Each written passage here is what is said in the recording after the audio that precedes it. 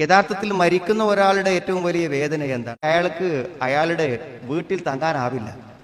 അയാളുടെ അവസരം നഷ്ടപ്പെട്ടു. വീട്ടിൽ താമസിക്കാനുള്ള സമയം അവസാനിച്ചു. മക്കളോടൊപ്പം ഇടപഴകുവാനുള്ള സമയം അവസാനിച്ചു. ഇണകളോടൊപ്പം ജീവിക്കുവാനുള്ള സമയം അവസാനിച്ചു. അയാൾ സമ്പാദിച്ചതും നേടിയതുമായ സ്വത്തുക്കളെല്ലാം വിനിമയം ചെയ്യുവാനുള്ള അയാളുടെ അവധി തീർന്നുപോയി.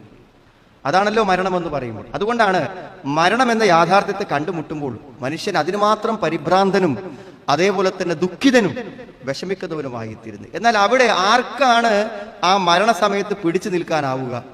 ഇനി എനിക്ക് അവസരങ്ങൾ ഇല്ലെങ്കിൽ കിട്ടിയ അവസരം ഞാൻ വിനിയോഗിച്ചിട്ടുണ്ട് എന്ന ചാരിതാർത്ഥ്യം. അതാണ് ഒരു മനുഷ്യന് ആത്മവിശ്വാസം നൽകുന്നത്. അവന്റെ മനസ്സിനെ പിടിച്ചു നിർത്തുന്നത്. ഞാൻ 50 കൊല്ലം ജീവിച്ചിട്ടാണ് ഞാൻ മരിക്കുന്നത്. ആ 50 കൊല്ലം ഞാൻ വിനിയോഗിച്ചിട്ടുണ്ട് എനിക്ക് വേണ്ടി. അതിന്റെ ഫലം എനിക്ക് ഭാവിയിൽ ഉണ്ടാകുമെന്ന ആത്മവിശ്വാസം അവസരങ്ങൾ അവസാനിക്കുന്ന സന്ദർഭത്തിൽ അയാൾക്ക് കരുത്തായി കൂടെ ഉണ്ടാകും.